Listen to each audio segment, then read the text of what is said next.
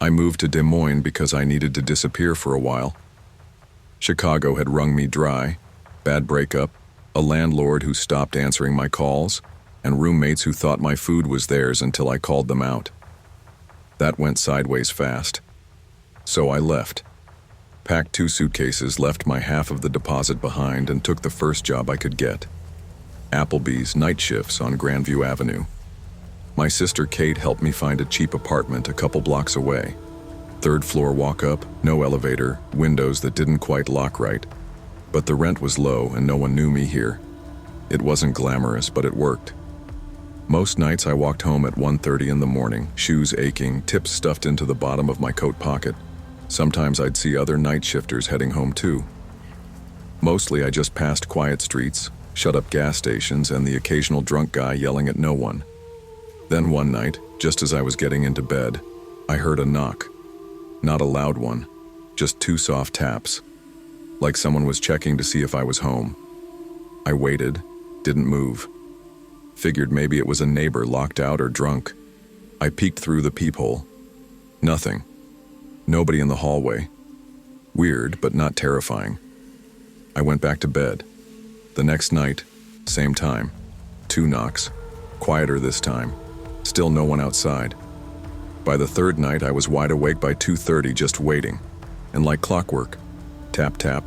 No footsteps, no voices. Just those 2 little knocks and then silence. On the 4th night, I sat in the dark near the door, heart thudding, holding my phone in one hand and a kitchen knife in the other. I felt stupid, like I was being dramatic. But then I heard it. Breathing. Heavy. Right up against the door. Slow, steady breathing through the mail slot at the bottom. I didn't move. Didn't say anything. Just sat there while some stranger, some guy, breathed into my apartment like it belonged to him. When the sound finally stopped, I didn't go to bed. I just waited for the sun to come up. I called Kate that morning. Her first words, "Pack a bag. You're not staying there another night." I didn't tell anyone at work what was happening. What could I say? Some guy's been knocking on my door and breathing at me through the mail slot. I could already hear the jokes, so I stayed quiet. Wore my tired face like armor. About halfway through my shift that night, I noticed him. Middle-aged, probably late 40s. Dark jacket, clean-shaven except for a bit of gray in his beard. Sat alone at one of the booths near the back. Didn't look at a menu, just waited for me. "Can I get you started with something?" I asked, trying to keep it light. He looked up, right into my eyes, like he was checking to make sure I matched a picture. Then he said, "Just coffee." Black. Didn't smile. Didn't blink much. I felt my stomach twist, but maybe I was just on edge. Maybe I was imagining things. I brought the coffee. He didn't touch it. Just sat there. 15 minutes later, he left a 5 and a couple 1s, then walked out without saying a word. I went to clear the table, and that's when I saw it. He'd written something on the back of the receipt. "I like your red curtains." That's it. No name, no signature. And here's the thing, I do have red curtains, but they're in my bedroom, and I live on the 3rd floor. There's no way he should have seen them unless he was close. Real close. I stood there staring at the note until Marcus, our bartender, passed behind me. "You good?" he asked. I didn't answer. When my shift ended, I didn't walk home. I called Kate from the employee bathroom. She picked me up 10 minutes later and drove straight to her place. I didn't go back for my stuff that night, or the next. Kate didn't ask too many questions, which was good. She could tell I was on edge. She just made space for me and kept Rudy, her giant mutt, close. That dog didn't let me go anywhere alone, not even to the bathroom. I quit Applebee's by text 2 days later. Told the manager I had a family emergency. She said she understood. It took a couple of weeks before I started feeling halfway normal again. I stopped checking the locks 3 times a night. Even started sleeping a bit. Then Darren came to town. He and I had gone to college together in Chicago. He'd always been solid. Kind of a goof, but good-hearted. He texted and asked if I wanted to grab dinner, and after hesitating, I said yes. We met at a different Applebee's across town. I wore a hoodie and tied my hair up. Just wanted to blend in. Dinner was good. We joked a little, caught up. It felt nice to just be me again, until we walked out to the parking lot. Darren stopped walking. "Hey, is that guy staring at you?" I turned to look. Across the lot, near a beat-up beige pickup truck, stood the man from before. Same face, same beard, just watching. He didn't move when we saw him. Didn't flinch when Darren squared his shoulders. "You know him?" Darren asked. I nodded, barely. "You want me to go over there?" I shook my head. My chest was tight. Let's just go. We got in Darren's car and left. But the whole drive home I kept checking the mirror, because I was sure we were being followed. The drive back to Kate's wasn't long, but it felt like forever. Every time we changed lanes, a car behind us did too. At first, I thought I was being paranoid, but then it happened again, and again. At one point, 3 different cars had followed us across 2 exits. Darren noticed too. He offered to drive around some more, but I asked him to take me to the hospital parking garage downtown. It's big, confusing, hard to follow someone through it without being seen. We pulled behind an ambulance bay and waited in silence for 15 minutes. Eventually the cars disappeared, or maybe they gave up. When I got back to Kate's, it was after midnight. I didn't say much, just gave her a look and she nodded. I fell asleep on the couch, Rudy curled at my feet. Then at 3:03 a.m., I woke up to a sound. 2 soft knocks. This time, not on the front door, on the back window. We called the cops. They showed up 30 minutes later, tired and a little too casual. Asked a bunch of questions that didn't really go anywhere. "You see anyone?" "No." "Any footprints?" "No, it's dry." "Any damage?" "No." "Well, not much we can do then, but we'll make a note." A note. That's what they called it. A year's passed. I live in a small apartment now. Ground floor, security cameras, deadbolt on everything. No more night shifts. I work mornings at a cafe. Smile at strangers, but don't give out my name, not even to customers who are just being friendly. I don't post online. My old profiles are gone. No more tagged photos, no more status updates. I don't want anyone to know where I am unless I tell them directly. Sometimes I still think I hear knocks at night. Just 2. Sometimes I wake up out of breath, heart racing, certain someone's outside my window. And maybe they are. Or maybe they were once, and now that fear's just settled into my bones. Either way, I don't ignore it anymore. Because the scariest part wasn't the man. It was that he never had to break in, never had to touch me. He just stood close enough to remind me that he could. If something feels wrong, believe yourself, even when no one else does. Trust isn't just about other people. It's about your own instinct. Some threats don't come with shouting or bruises or weapons. Sometimes they come softly, like a knock, and that's enough. You think once it's over, it's over. That once you walk away, slam the door, block the number, change the locks, that the fear will loosen, that it won't follow you home anymore. But I learned the hard way that just because someone's out of your life doesn't mean they're out of your reach. My name's Samantha Greer, but everyone calls me Sam. I'm 26. 4 months ago, I left a man who made me question the shape of my own mind. His name was Cameron, and if you met him, you'd probably like him. He was easy like that. Wore sawdust on his jeans and quoted Vonnegut like it meant something. People at parties thought he was charming. I did too at first. What they didn't see were the nights he turned quiet and cold because I didn't text back fast enough. Or the fights that started over nothing. My tone, my clothes, my smile at a stranger. They didn't hear him pacing in the hallway, breathing like he was holding back something dangerous. They didn't hear the click of the bathroom lock when he trapped me inside after accusing me of cheating because I didn't answer the door fast enough. That was the night I left. I packed 3 bags, took the tip money I'd stashed in an old shoebox, and moved across Garland to a studio above a laundromat. It wasn't much, but it had locks that were mine and no one yelling in the next room. I started working nights at the Applebees off Beltline Road.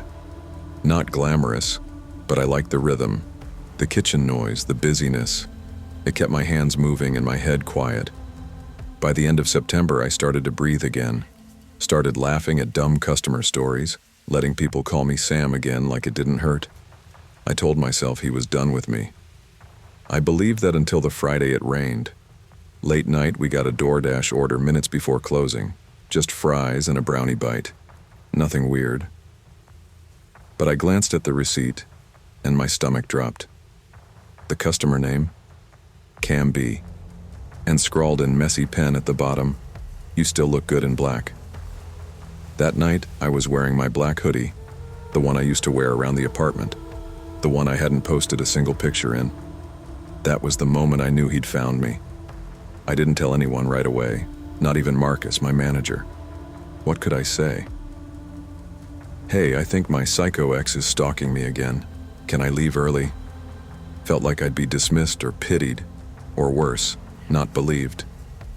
So I smiled, cleaned the bar area, and kept moving. But I could feel the tension crawling up my spine like cold water. That sick kind of awareness that you're being watched, even when you can't see it. Marcus offered to walk me out. I said no. I don't know why. Maybe pride. Maybe denial. Maybe I just wanted to pretend I still had control over something. It was still raining when I left. That thin Texas drizzle that never quite stops. My car was in the back lot, tucked near the dumpster like always. As I walked, I caught sight of headlights behind me. Gray Honda Accord. I noticed because it wasn't parked. It was just idling. I kept walking, but my eyes stayed locked in the side view mirror. The car turned out behind me. I turned right.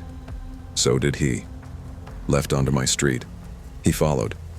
Down the alley behind my building, a shortcut no one uses unless they live there. I pulled into my spot and slammed the door. I turned around. The car was gone. Just gone. No taillights, no engine sound, nothing. I stood there a second too long before sprinting up the stairs and locking myself in. I didn't sleep. I sat on my kitchen floor with my back against the fridge, phone in one hand, the pepper spray my cousin sent me in the other. That Sunday, someone sent flowers to the front counter at work, big white lilies and a note. "We should talk. You owe me that." See, that phrase, "You owe me that," was what he used to say after every fight, when he wanted to make me feel like the villain. I thought I was done playing that role. Apparently, he didn't. I finally filed a report. The cop was polite but distracted. Young guy, maybe mid-20s. He took notes, asked if I had evidence. I gave him the receipt, the flower note. He nodded, handed me a pamphlet and said, "If anything escalates, call us again." Escalates. I wanted to scream. How much more did it need to escalate? I changed my locks that night, added a chain bolt, bought a door camera on credit. I even started parking farther from the dumpster, but I couldn't stop working nights. I needed the money. That Friday, I was on trash duty. It was nearly midnight and we'd just closed. The back door has a loud push bar and clank, so when I opened it, the noise filled the alley. I stepped out with the bin and immediately stopped. There was someone crouched behind the dumpster, just squatting there, like an animal. He wasn't doing anything, just watching. I couldn't see his face, just the shape of him still and waiting. I screamed. He bolted. Marcus and two line cooks came running. I was shaking, pointing, barely forming words. We checked the cameras the next day. The guy had been back there for 37 minutes before I came out, just waiting. Police reviewed the footage, nodded like they saw this every day. But no license plate, no clear face, no arrest. No direct threat, they said. No contact. But he was there, waiting for me, like he always would be. I left town after that, packed a duffel bag, and went to Fort Worth to stay with my cousin Kara. She didn't ask many questions. She didn't need to. She just gave me space and made tea at night and left the porch light on. Being there helped. I stopped checking over my shoulder every time a car slowed down. Stopped flinching when my phone buzzed. After 2 weeks, I came back. Stronger. Smarter. I had a stun gun now. I wore it in my apron. I knew every car in the Applebees lot. Every regular's face. I didn't take shortcuts. Didn't work alone in the back. Then one Thursday, a man came in around 10:45. Sat at the bar, mid-30s. Wore a jacket even though it was hot. Ordered fries. Didn't look at the menu. When I walked past, he looked up and smiled. Not a creepy smile. Just calm. Too calm. Like he already knew me. My legs locked up.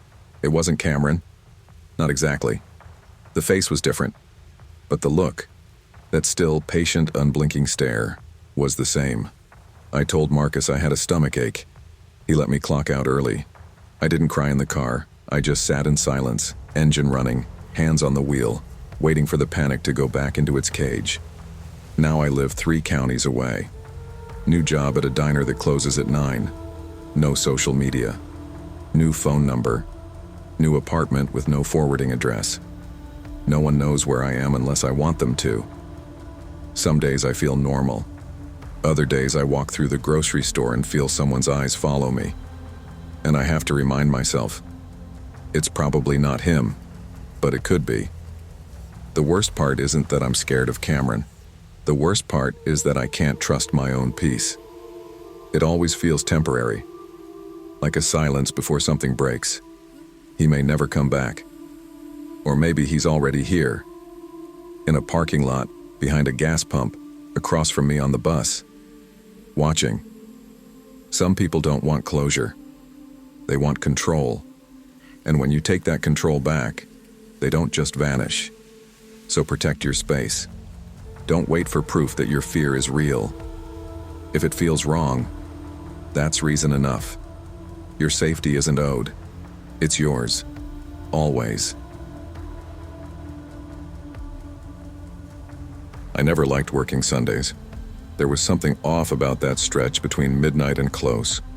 Fewer guests, fewer lights outside, just a kind of silence that didn't feel peaceful, more like waiting. I'd only been working night shifts at the Maplewood Applebees for about a month. Just long enough to know which regulars would tip and which ones came in just to sit and sip soda for an hour. I kept to myself mostly. I was 20, living with my mom again since she got sick. Pancreatic cancer, stage 3. That kind of news messes with your priorities real fast. Film school got put on hold. I picked up the job to help cover bills and distract myself from the stuff I couldn't fix. That Sunday night felt normal enough.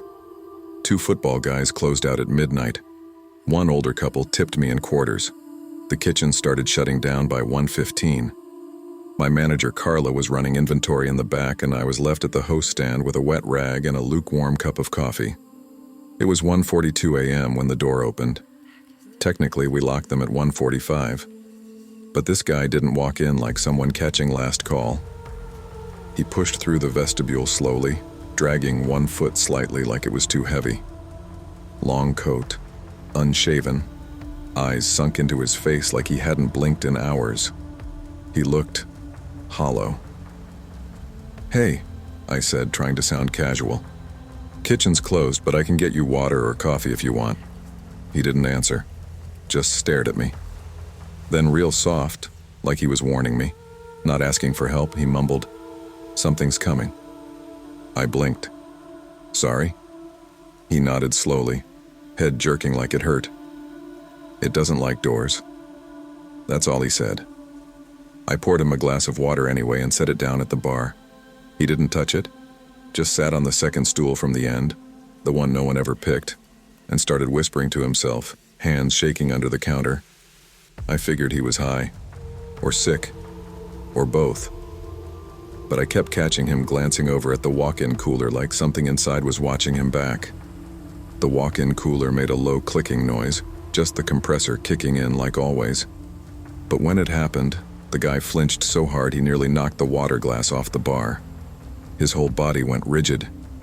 Then he mumbled something under his breath. "Keep them locked. Keep them locked." I texted Carla in the back. Me. Guy out front's weird AF, keeps saying stuff like, "Don't open doors." Carla, be right there. Grab the safe bag first. I stepped into the back for maybe a minute. When I came back, he was staring straight at the front door, lips barely moving. He whispered to himself like a broken record. Eyes in the ice machine, they watch when it's cold. "Sir," I said, keeping my voice level. "You okay?" He didn't respond. Just rubbed his hands like he was trying to get something off them. His nails were cracked. One finger wrapped in a napkin like he'd been bleeding earlier. Carla came out a few minutes later, saw him, and gave me the look. The one managers give when they're trying to figure out whether to ask someone to leave or call security. She walked behind the bar. "Sir, we're closing now." He looked at her, finally. His eyes weren't threatening, just empty. Like all the panic was internal and pressing out from inside his skull. "Don't open the back door," he whispered. "Okay," she said slowly. "But we do need you to head out for the night." He stood, didn't speak again. Just turned and walked to the door, dragging that foot behind him. He didn't push it open right away, just stood with one hand on the glass. Then he left. No incident, no yelling.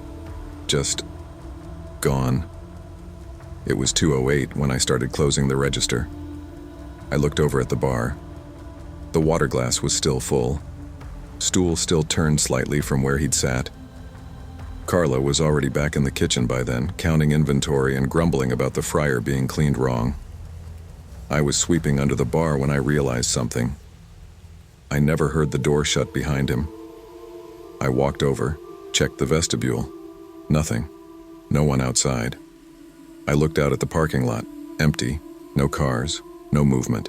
Just the soft orange hue of the overhead street lamps, humid air, stillness. I pulled up the security feed. 2:06 a.m. There he was, sitting at the bar. 2:07. He stood. 2:08. Nothing. No footage of him walking out. Not even a shadow. Just gone. I called Carla over. She watched the playback twice, then again. "That's not possible," she muttered. We checked the back door. Locked. No alarm triggered. I half laughed. Maybe the cameras glitched, but the feeling in my gut wasn't amused. The next morning, I was sitting on the curb outside Applebees with a Red Bull when Natalie, one of the other night servers, pulled up. I told her what happened, just as a weird story to pass the time. But as I spoke, I watched the blood drain from her face. "What?" I asked. She hesitated. "You're joking, right? Second stool from the end?" "Yeah." "Wearing a long coat?" "Yeah." "Dragging his foot?" My mouth went dry. "Yeah." Natalie didn't blink.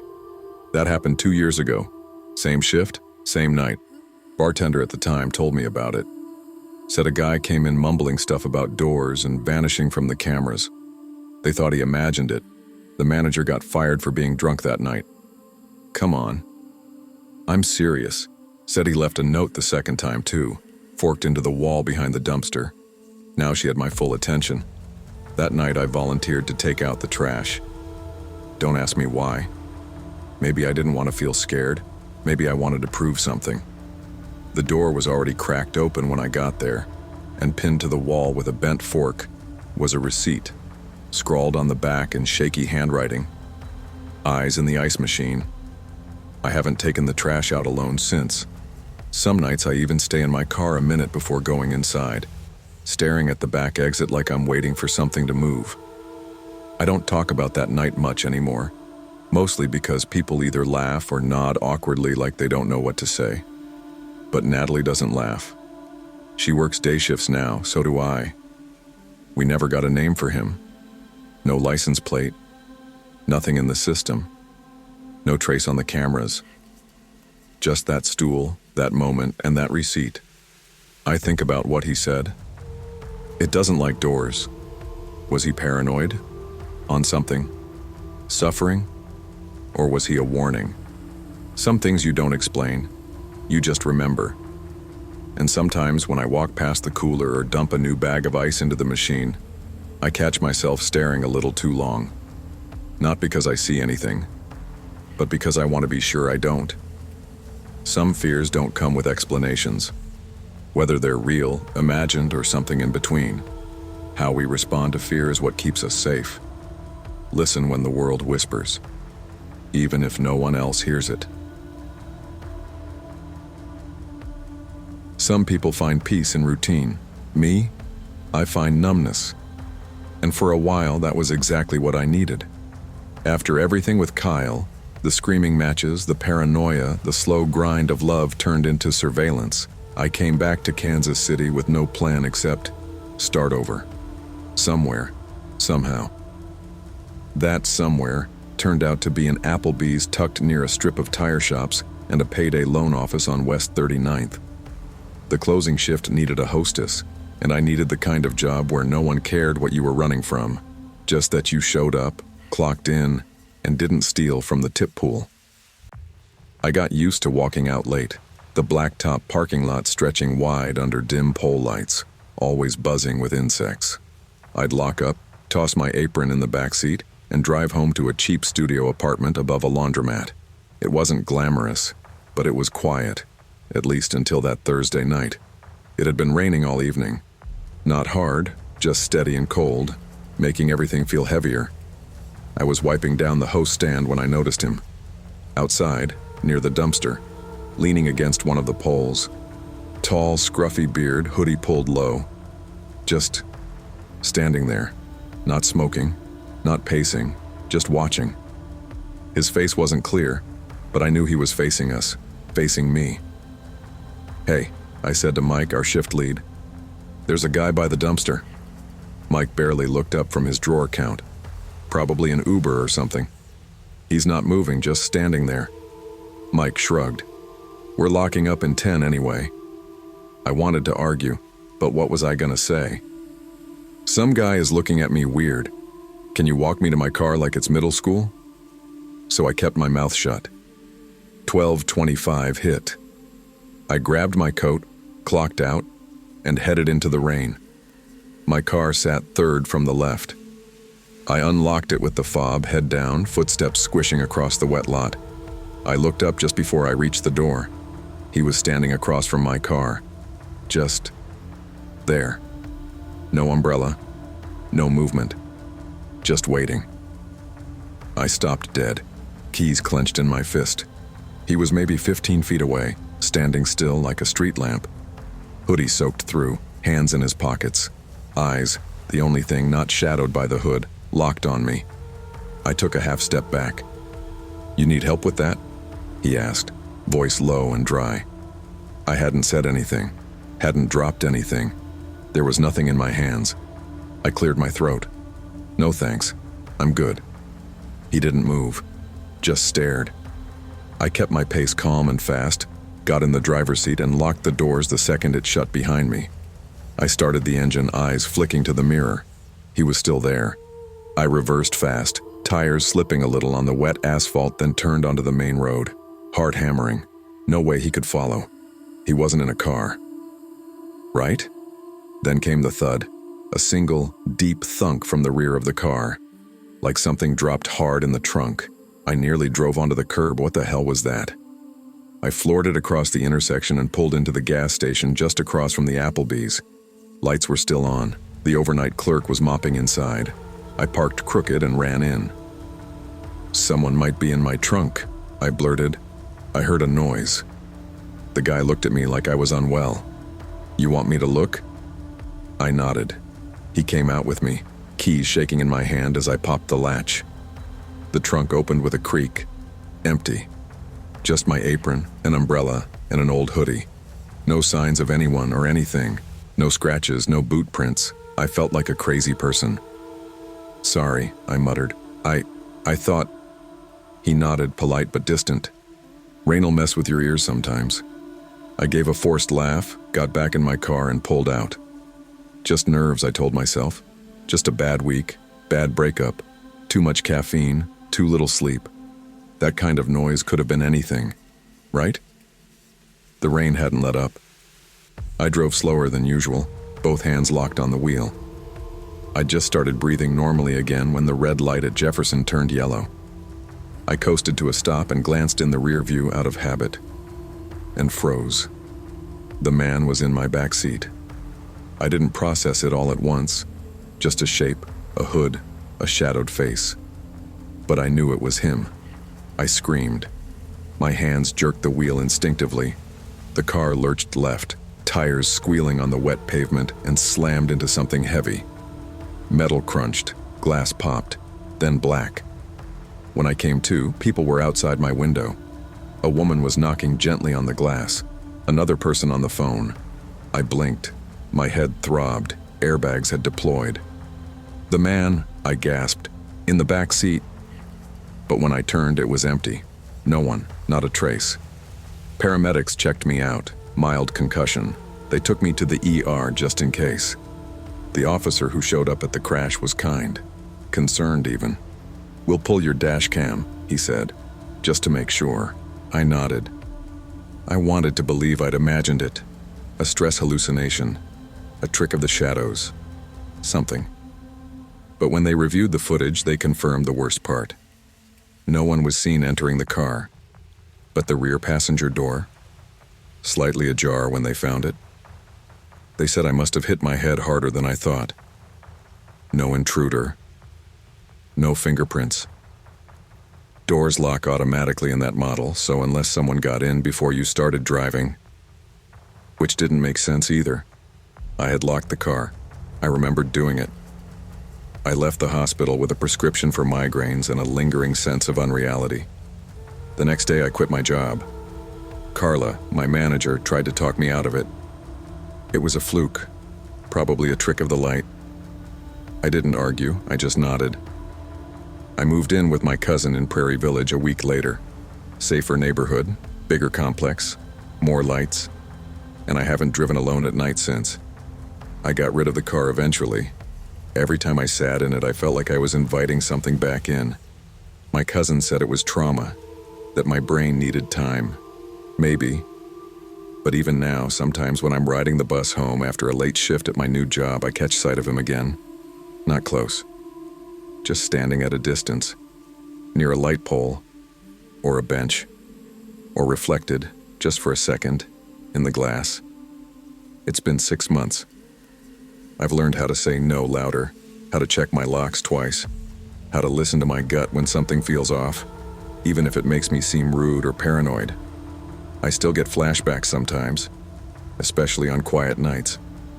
I've had therapists tell me that the brain holds on to trauma like wet clothes, that it can take years to dry out. I believe them, but I also believe what I saw, or didn't see, or felt.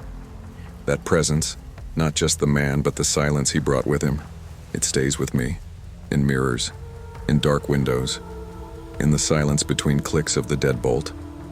I used to think horror was something in movies, things that go bump in the night, monsters with faces, but it's quieter than that.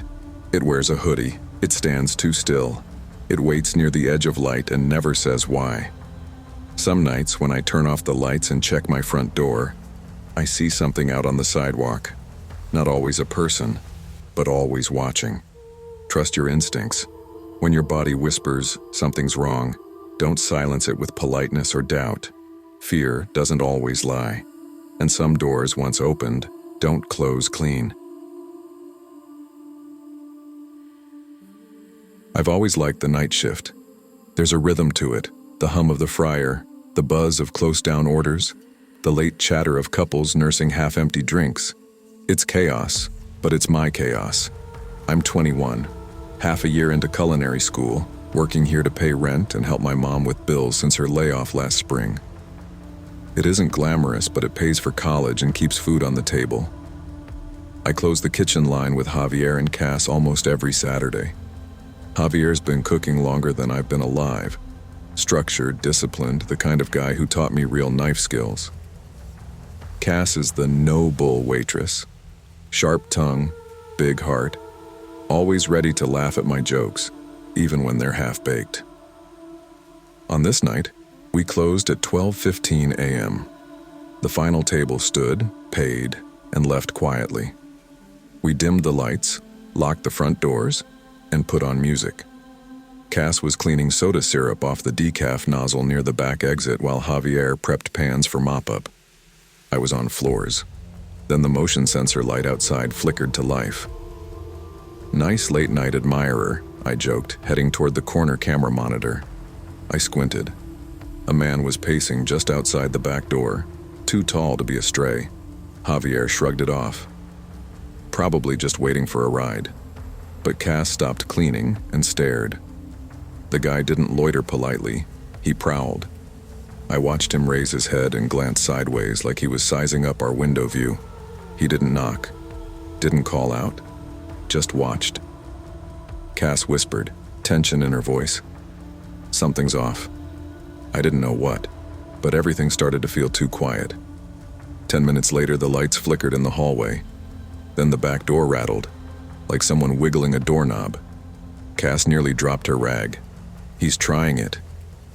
I grabbed a broomstick by reflex. Javier paused, then silently locked the walk-in freezer door behind him. The front entrance alarm chimed despite the locked doors, our next alarm being set to lock automatically. No one opened the door, no one left, yet the alarm kept chirping. "Floor's slick," Javier muttered, but we knew he meant something else. We crouched behind prep tables. Then we heard boots, wet leather squish, on the kitchen's tiled floor. Lights flickered again, plunging us into rhythmic darkness. Music cut out. 1 second later, footsteps by the soda machine, then silence. Cass whimpered. My hands were sweating despite the chill. Then, out of the dark, a figure emerged. Tall guy, ski mask, full-stop mask, no words. Long coat. In one hand, a machete. He strode like walking sun rays cut. Cass screamed, high and desperate. Javier grabbed a fryer basket, tight grip on the handle. He didn't shout, just moved forward to block. I swung the broomstick like a batter. He lunged. I saw the glint of metal in low light. I yanked at Cass and Javier, shouting, "Freezer!" We flipped the big door, steel clang drowned out our fear, and shoved inside. I slammed it shut behind us while Javier pressed the handle down. Inside was cold and silent. We squeezed against the back wall. Smoke rolled under the door, thick, chemical-smelling, burning off our breath. Cass gasped, choking. Javier held his arm around her. We listened. Footsteps, laughter. The machete hit steel. Clang, clang. Insistent. He jammed a foot in. Acid hissed inside from the smoke. Cass had tears but whispered, "What now?" I slid along the wall. Emergency extinguisher box flicked in the light. I yanked at it, nailed the latch with my heel. The silver canister dropped into my hand like it had been waiting for us. Smoke made my eyes burn. My fingers shook on the release lever. Then, we heard him breathing outside. He stepped back and the banging stopped. He started splashing something across the floor. Mopped flame sounds. Then a click. A lit bucket or liquid ignition. The freezer door vibrated under smoke pressure. I didn't wait. I slammed the freezer door open and sprinted into the hall with Javier close behind. I twisted the extinguisher handle. Great white cloud burst onto flames, choking the fire to the floor. He staggered back into the smoky hallway. I swung the extinguisher right at his shoulder. No aim, pure fear. He stumbled and crashed into a rack. Javier yelled, "Get out!" We bolted past him, Cass coughing behind us. He staggered but didn't chase. We spilled out through the back entrance. Police sirens came up fast. We spilled into the parking lot.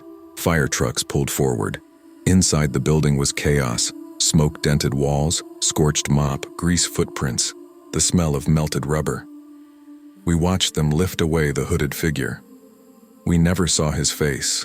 No clear image, no weapon collected. He disappeared like mist. I didn't come back the next day. Cass transferred after 2 days of therapy. Javier went back to cooking school and never returned. I quit.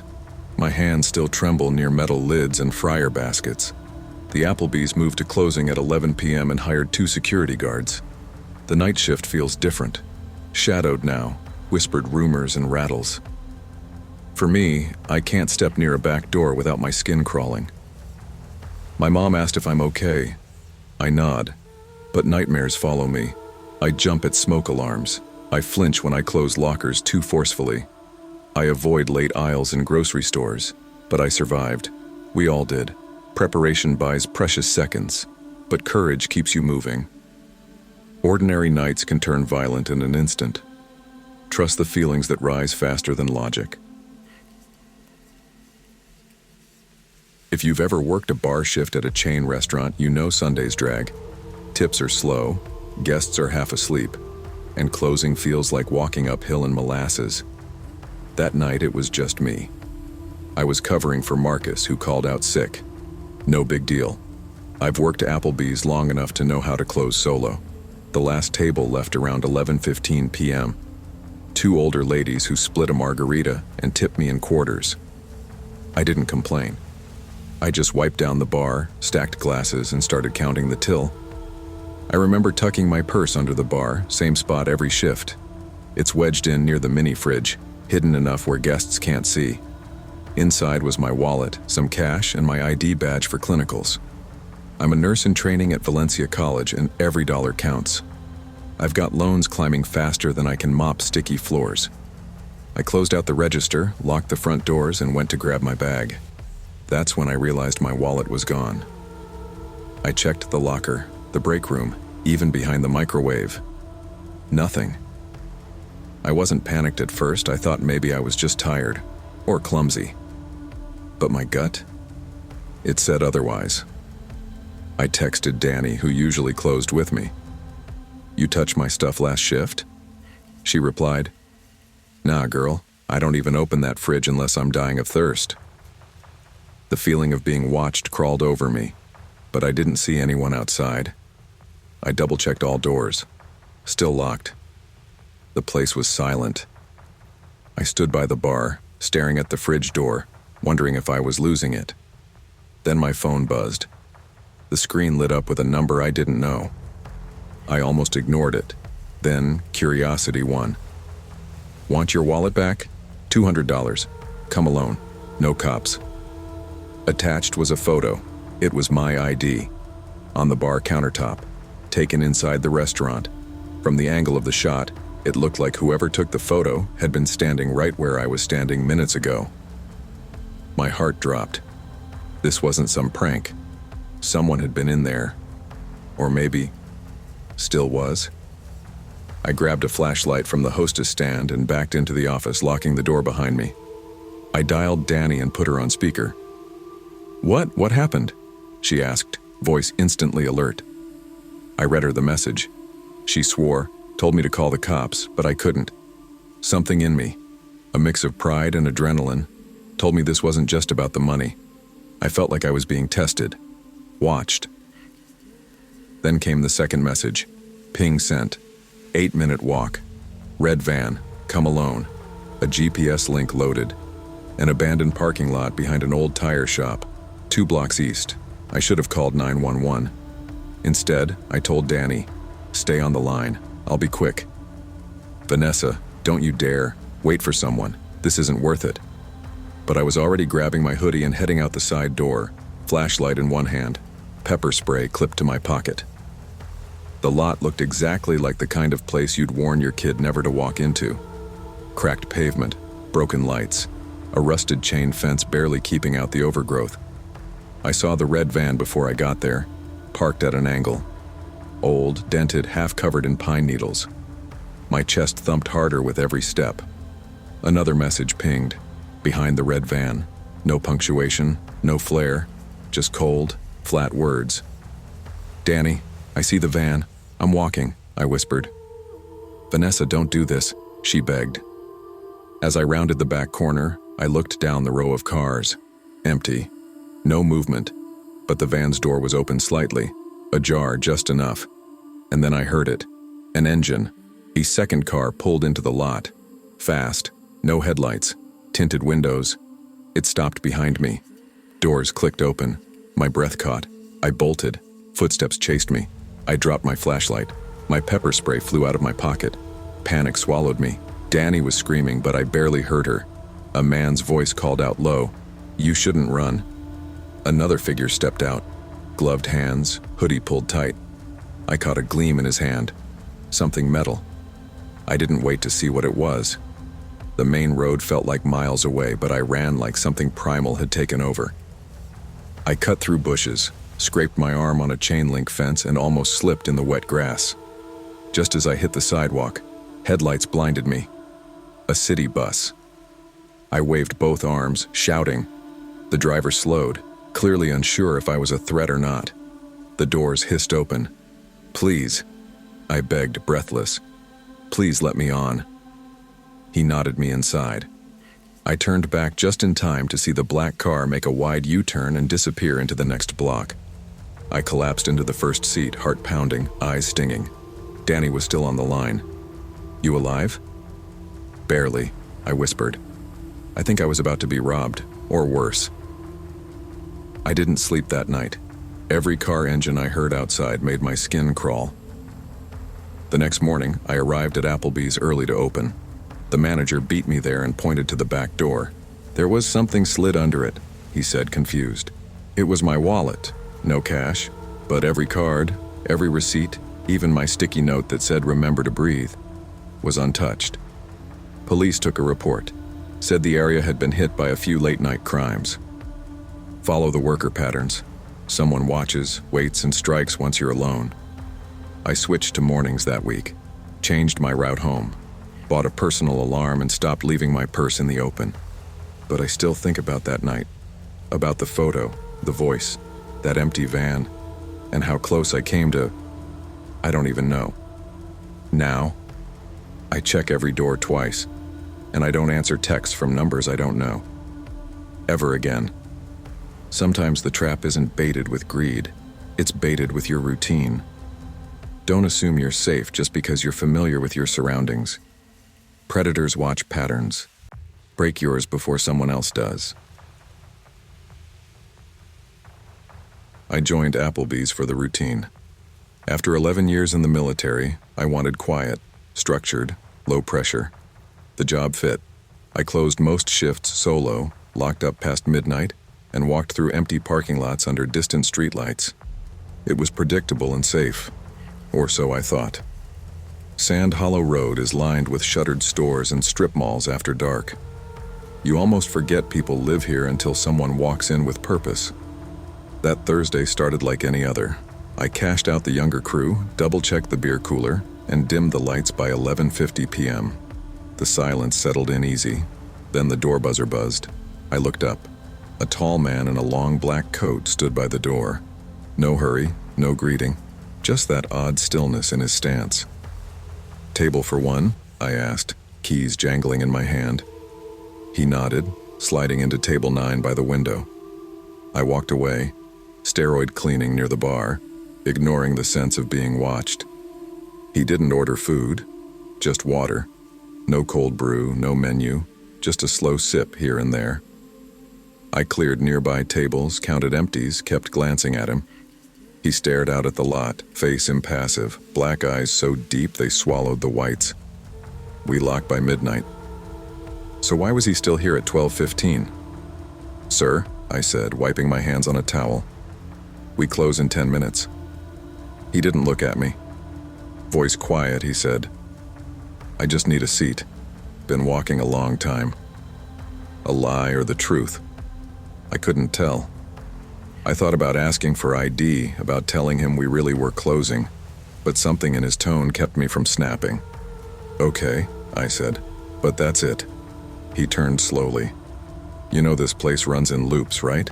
"Huh? Excuse me?" The only movement he made was adjusting the glass.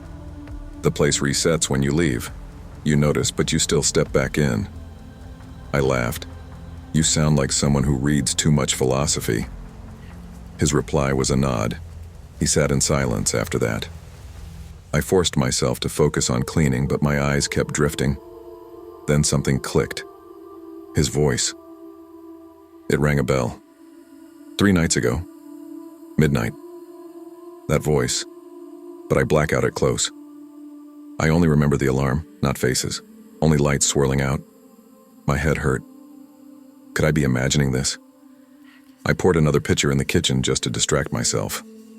I returned to the dining room, heart pounding. Table 9 was empty, the water glass gone. No coat, no man, nothing. I locked eyes on the window by the door. First thought he walked out. Then, he was there, facing the window, frozen. Couldn't tell if it was him, or a reflection stretched by glass. My phone buzzed in my pocket. Unknown number. It resets when you notice it.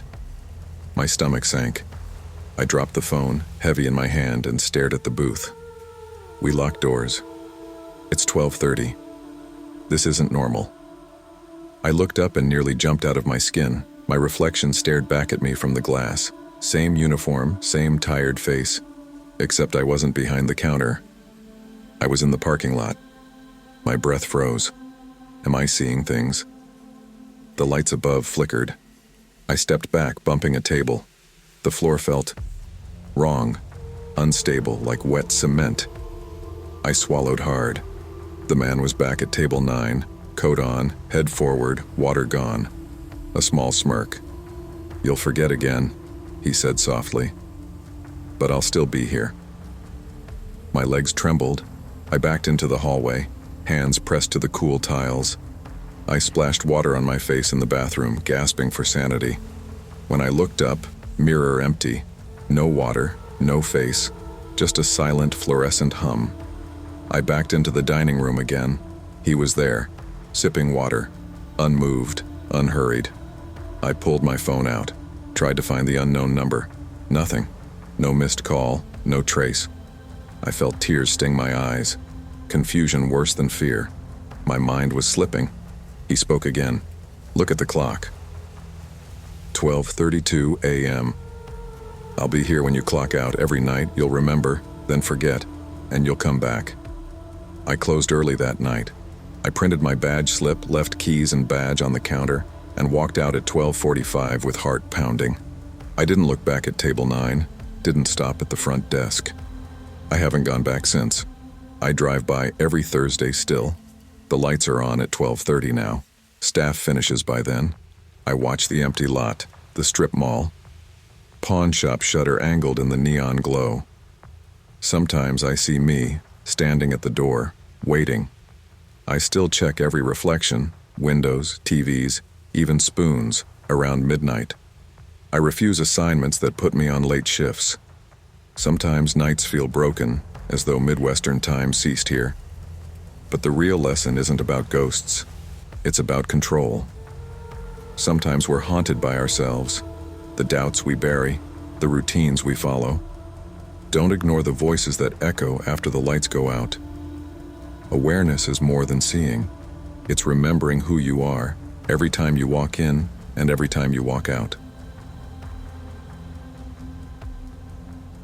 People say Omaha's quiet. Safe, they call it. The kind of place where you leave your car unlocked and know your neighbors by name. And sure, compared to the mess I left behind at school, the parties, the noise, the chaos, this place felt calm. But quiet doesn't mean safe. Sometimes quiet means no one's watching when something goes wrong. I moved back home at 23, dropped out 2 states away, broke, tired, and not ready to explain to anyone what I'd really gone through. I told my parents I just needed a fresh start, and they believed me. To pay rent on the basement apartment I found near Grover Street, I picked up night shifts at the local Applebees. Not my dream job, but it got me through. I worked mostly closings, cleaning, inventory, locking up past midnight. And yeah, I walked to the back employee lot alone most nights, but it was only a short walk. Omaha didn't scare me, at least not yet. I remember the night it started because it was stupidly normal, nothing dramatic. The bar cleared out early. I stayed late helping Darnell count liquor bottles because he hates doing it alone. We laughed about a guy who ordered 5 orders of boneless wings and tipped $4. Regular night. It was 12:10 when I finally clocked out. The hallway behind the kitchen opened into a dim alleyway. Always smelled like grease and dumpster runoff. I remember thinking I should have just parked on the street instead of in the back. That's when I saw it. A black sedan, parked 2 spots from mine. No lights, no engine, just sitting. I paused, Maybe someone was waiting. Maybe it was just a rideshare. I mean, it's a restaurant. People get picked up all the time. But as I walked to my car and unlocked it, the black sedan flashed its headlights once. Then again. Not long. Not dramatic. But just enough to say, "I see you." I got in quick, locked the doors, started the engine and pulled out. The car didn't move. Not until I turned the corner. And then, there it was. In my rear view. I didn't panic. Not yet. I told myself, maybe they just live that way. Maybe it's nothing. Don't spiral, Rachel. But when I turned off onto 120th, not a main road, not the direct way to anywhere, the headlights behind me followed. Same speed, same distance, no pressure. I tried the roundabout, took the long way through a residential loop full of cul-de-sacs and speed bumps. The car stuck with me. Never got close, never backed off, just floated behind like a shadow that knew exactly how far to stay without setting off alarm bells. I pulled into a gas station 2 blocks from my apartment. It was well lit with cameras and a car wash bay. Felt safer than my dark parking garage. I parked near the front, under the big canopy lights, engine still running. That car pulled in too, not next to me, across the lot, shadowed corner. Far enough to pretend like it wasn't weird, but close enough I could see the shape of a man in the driver's seat. He didn't get out, just sat there, lights on, engine humming. I called my brother, no answer. He worked late shifts sometimes, so I figured I'd try again. My phone buzzed right after, unknown number. Didn't answer, just stared at the message preview. "You left your lights on. Want me to turn them off for you?" My stomach turned to stone. I looked up, my headlights were still on, which meant whoever messaged me could see me, right now. I drove straight home, no stops, no turns. I didn't even look in the mirror, not because I wasn't scared, but because I was terrified of what I might see following me again. My apartment had a garage underneath, low ceiling, barely 3 stalls wide. When I pulled in, I held the door clicker so tight my thumb went numb. The gate rattled closed behind me with a slow, chugging sound like it didn't really want to help. I ran upstairs. 2 locks. Chain. I double-checked both. Then I paced. My heart felt too fast for my chest. I called my brother again. No answer. My hands were shaking so hard I could barely type out a message. 10 minutes later, knock at the door. I froze. Not hard. Just a soft tap-tap, like someone was trying not to wake the neighbors. I didn't move. Held my breath. Waited. Eventually, whoever it was left. When the cops arrived, yes, I called them, the car was gone, no trace in the alley. But they did find something, a crumpled receipt tucked under my windshield wiper. It was from Applebees, from that night. On the back, scribbled in pen, "I liked your earrings." That night I'd worn my little moon-shaped hoops, small, subtle, barely peeked out from under my hair. No customers had mentioned them, which meant one thing. Whoever left that note worked there. I didn't sleep that night. I laid on my couch with the TV volume low and every light in the apartment on. When morning came, I called in, told Marcus I couldn't come to work. He asked why, and I told him the truth.